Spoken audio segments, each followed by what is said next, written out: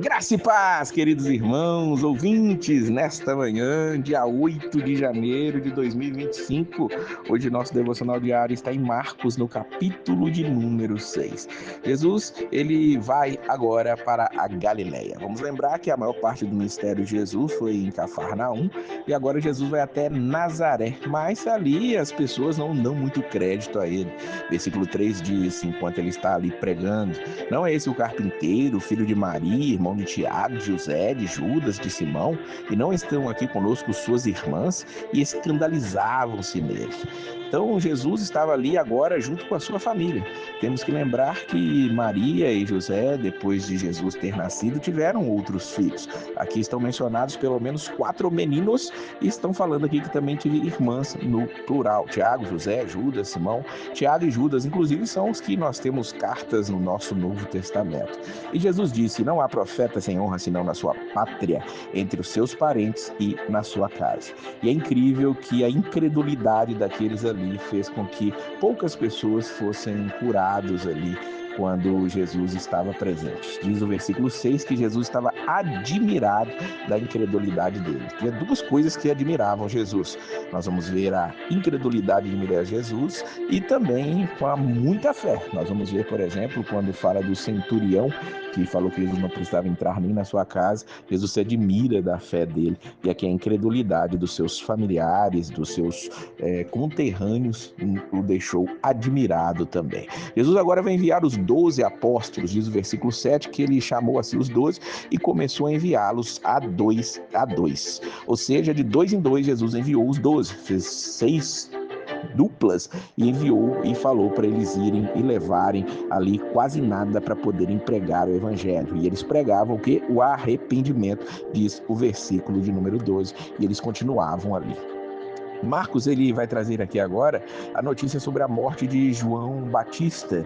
Ele não fala da morte propriamente dita quando aconteceu, mas ele citando o rei Herodes, que achava que João tinha ressuscitado quando ouviu falar das obras que Jesus estava fazendo, ele vai falar ali que Herodes mandou prender a João, diz o versículo 17, e encerrá-lo maniatado no cárcere por causa de Herodias, mulher de Filipe, seu irmão, porquanto tinha casado com ela, e ali ele estava sendo denunciado por João Batista por aquele ato que estava acontecendo. Nós vamos ver que João Batista, ele não se cala, ele fala, e aquilo faz com que ele seja preso, e numa festa, João Batista, ele é morto. E a Bíblia diz no versículo 28 que lhe trouxeram a cabeça num prato, deu a menina e a menina deu a sua mãe. Essa menina é a filha justamente da Herodias, que ali também estava com raiva de João e queria que ele morresse. Então essa menina dançou, agradou o rei, e o rei ali bêbado disse que daria até metade do reino.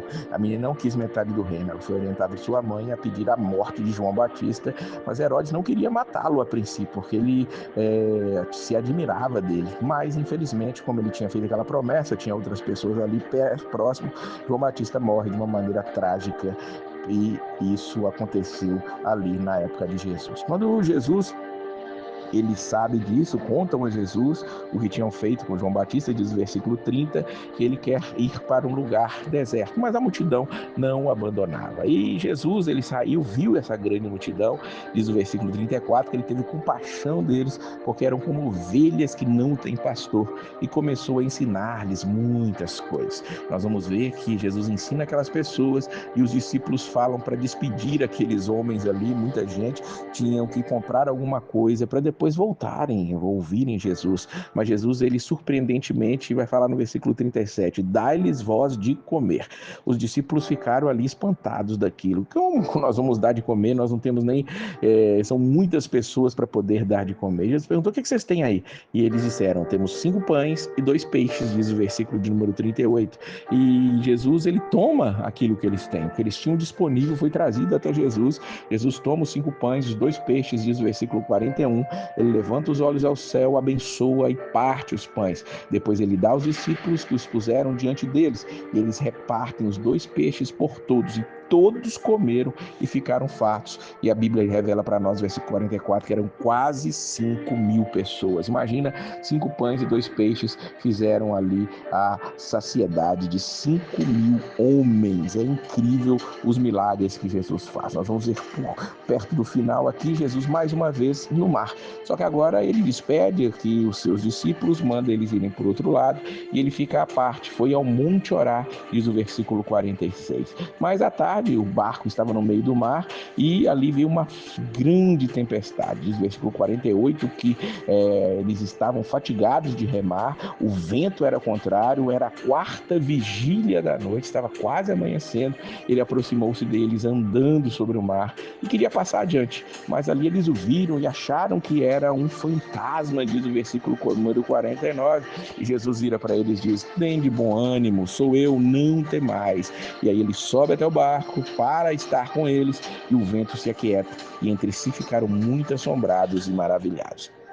É interessante que a cada milagre que Jesus faz, os discípulos continuam assombrados com ele, ficam maravilhados. Eles não deixam de estar deslumbrados com o que Jesus fez, o que Jesus faz. E nós também deveríamos ser assim. Sempre temos diante de nós a palavra de Deus e é deslumbrante, é maravilhoso sabermos o que Jesus continua fazendo na face da terra, o que ele fez e, claro, o que ele fará, que são as suas promessas maravilhosas. Se ele não falhou enquanto esteve aqui na terra, não tem falhado agora, com certeza suas promessas são uma realidade para nós.